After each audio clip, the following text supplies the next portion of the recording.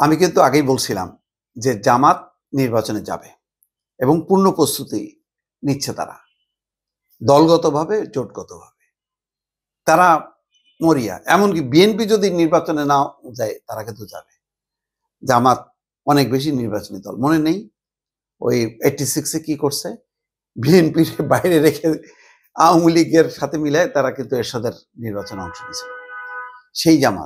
সেই জামাতের এবার নিউ ইয়র্কে দেখেন একটা বক্তব্য, ডাক্তার তাহের কি বলছেন যে ফেব্রুয়ারিতে অনুষ্ঠেয় নির্বাচনের প্রস্তুতি নিচ্ছে জামাত। পরিষ্কার কথা, ফেব্রুয়ারিতে নির্বাচনে যাবে না এরকম লোকরে ডক্টর ইউনূস সাথে করে ওই নিউ ইয়র্কে নিয়ে যাবে না সরকারি পয়সায়। শফিকুর রহমানের বক্তব্যে আরো পরিষ্কার হয়ে গেল, কি বলছেন, জামাত ক্ষমতায় গেলে দাবি আদায়ে জনগণকে রাস্তায় নামতে হবে না। চমৎকার বক্তব্য। তার মানে এবার তারা খুব সিরিয়াস।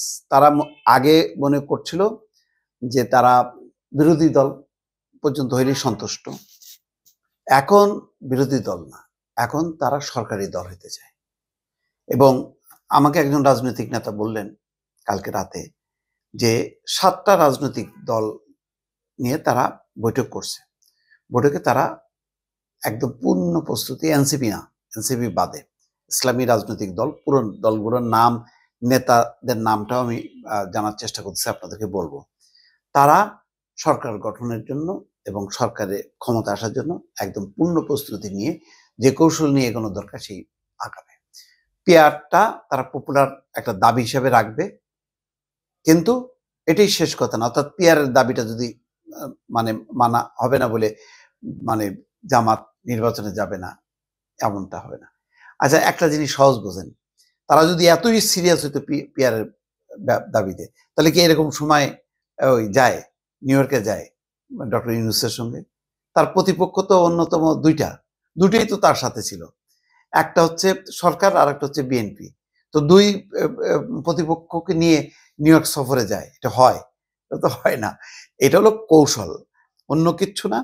তবে এটা ঠিক, আমি এবার বলবো যে জামাতকে যদি কেউ মানে খাটো করে দেখে, তার শক্তি সম্পর্কে যদি বলে দূর, তারা সংসদে আগে পাইতো ওই 18টা 20টা, এখন নাই 10টা পাবে, নাই 50টা পাবে।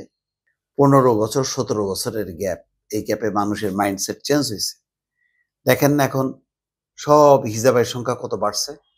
এক ধরনের ধর্মীয় চেতনা দ্বারা আচ্ছন্ন মানুষ, সেটাই হচ্ছে জামাতের বেজ পয়েন্ট। সেই বেজের উপর দাঁড়ায় কিন্তু তারা কিন্তু ভোট বলবে ইসলাম রক্ষা করো, সৎ মানুষের শাসন করো। সুতরাং জামাত একটা বিশাল ফ্যাক্টর, বিশাল ফ্যাক্টর সাধারণ মানুষের।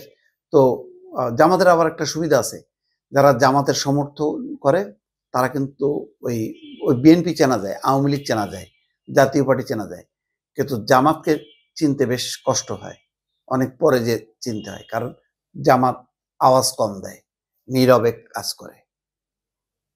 এইরকম নীরব জনগোষ্ঠী আছে যারা কোনো ঝুঁকি নিতে চায় না, কিন্তু ফুট করে আপনার দাঁড়িপাল্লায় ভোট দেবে। এই সংখ্যাটা যে কত কেউ জানে না।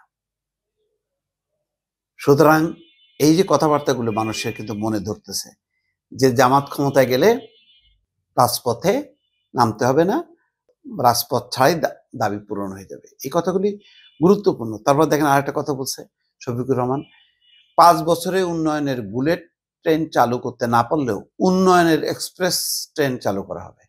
বাড়তি কথা বলতেছে না, যতটুক তাদের পারা সম্ভব তার পুরোটা বলতেছে। এটা জামাত একটা ফ্যাক্টর, বড় ফ্যাক্টর। পিয়ারের জন্য আন্দোলন, টিয়ারের জন্য আন্দোলন, এগুলি কিচ্ছু না। জামাত যাবে বিএনপিকে, জামাতকে মোকাবেলা করেই হয় ক্ষমতায় উঠতে হবে, নতুবা বিরোধী দলে বসতে হবে। এখন কোনটা করবে বিএনপিকে ভাবতে হবে।